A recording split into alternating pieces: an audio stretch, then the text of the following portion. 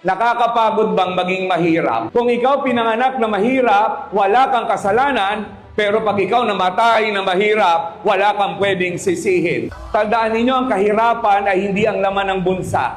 Ang kahirapan ay ang laman ng isip. Kaya mahirap hindi dahil walang laman ang bulsa. Kaya mahirap kasi ganon mag-isip. Una sa lahat, wag nyo tanggapin na mahirap kayo. Pero tandaan nyo sa buhay, pag kayo binigyan ng isda ngayon, kakain ka sa isang araw.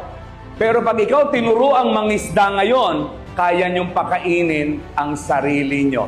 Dahil ang mundo ay padiskartehan. Hindi lamang ang talino, kailangan matutunan mo ang diskarte at ang buhay. At dadating ang panahon, hindi mo kailangan tulong ng iba. Dahil kaya mong tulungan ang iyong sarili. At ikaw pa mismo ang tutulong. Tandaan nyo, ang edukasyon ang susi ng inyong tagumpay. Para bagang maraming pinto ang pwede kang pasukin, may dala kang susi. At ang susing ito, kaya niyang buksan lahat ng pintuan na pipiliin mo. Kaya ngayon, kung gusto nyo na umunlad sa buhay, kailangan mong mag-aral. Dahil ang pangarap lang, ang pinakang magandang meron ka para hindi ka sumuko. At hindi laging tagumpay ang dala ng pagsisikap, pero lalaban ka dahil hindi ka duwag. At ang mundo ay labanan ng mga masisikap at mga masisinop sa kanilang ginagawa. At bilang pangwakas, hindi ka pinanganak na mahirap para sisihin mo ang magulang mo.